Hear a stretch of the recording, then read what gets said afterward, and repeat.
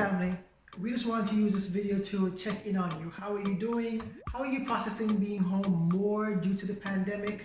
Maybe you've been thinking about past experiences and what you've gone through, and if you haven't been able to process that or work through that, we want to share with you creative ways that you can process that with your significant other or with your families. We want to help you process those things in a creative and interesting way using poetry with a twist.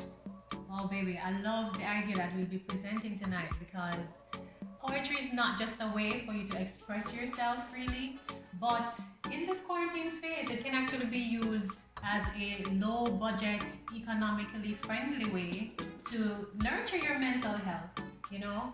And what better way to share your deepest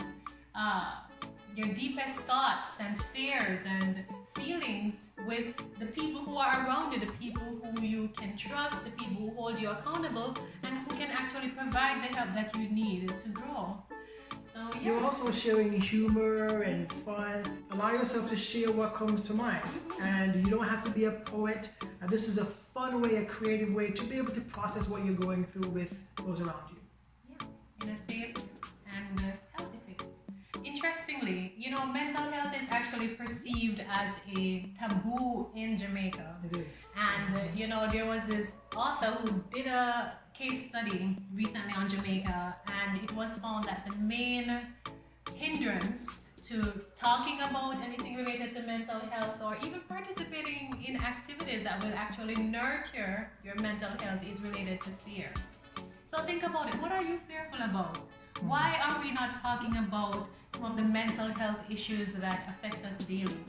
I think it's maybe even related to crime, because most of what is happening now, you know, amongst our young people, they're not just behaviors that came about. They are deep-rooted thought processes, even sometimes generational processes that are coming to life right now. So I think that's a very, very important way to look at this issue. And I want you to just reflect for a minute. Why are you fearful to talk about mental health? Why is there a taboo specifically for our society? Yeah, to process what you're going through in a safe space. And I recall for myself, when I was going through a very difficult time with grief a few years ago, what came out of that was 12 poems. Right? I didn't call it poetry, I called it paintry or painful poetry. Wow. But you know, for me, it helped me process. I wasn't a poet, I didn't know those things would come out, but I was able to express my thoughts, my frustrations, my anger, all those emotions that come with grief, you know, the 5 stages, through poetry. And so it doesn't have to be grief or anger, but you do have this way to be able to express and to process that, right? So we're going to share some poems with you from our own experiences, and we have a special artist, a special guest, of course, who will be joining us as well. No, all right. She'll be sharing her poetry as well with us, and so we hope you enjoy it, because we've enjoyed putting this together. Yes, and again, remember, no, it doesn't even have to be with your direct family members. You know, it can just be with a friend or, you know, anyone who you connect with on a mental level. Because sometimes, honestly, you can have physical people nearby you and you don't connect with them the same way as you would a friend or, you know, a friend. So yeah, poetry is really an outlet. Above and beyond the skinny and apparently weak frame you see, value me. Above and beyond the soft voice and the attitudes of humility, value me.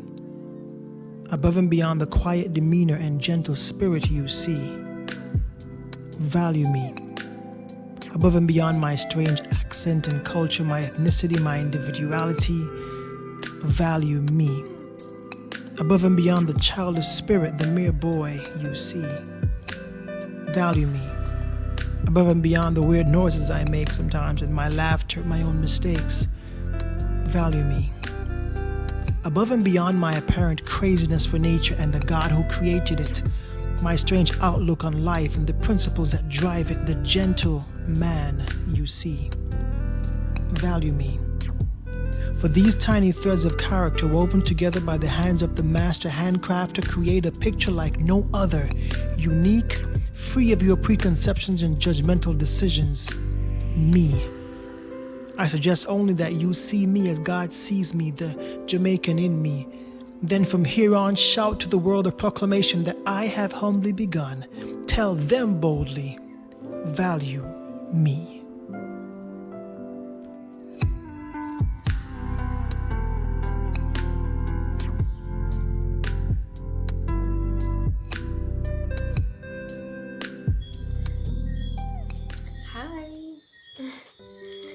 So my poem is still untitled.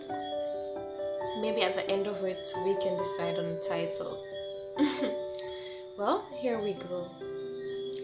Yesterday I said goodbye to fettering lies and fear, grey walls smeared with guilt and shame, to my dungeon of despair.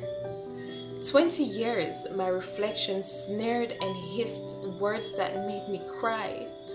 You're ugly, useless, unworthy, worthless, too broken for love, too stupid for success. Folding my shoulders, I made myself small, used and insignificant. Why should I try at all?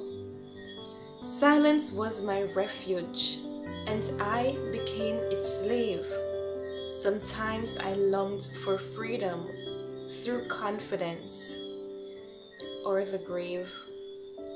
Today I smile at yesterday. Today because I'm free. My reflection cheers and jumps for joy. My past, now my ally and not my enemy. Insecurities wave but wane, and anxiety calls retreat. My perfect imperfections grin, a fair-made future I will greet.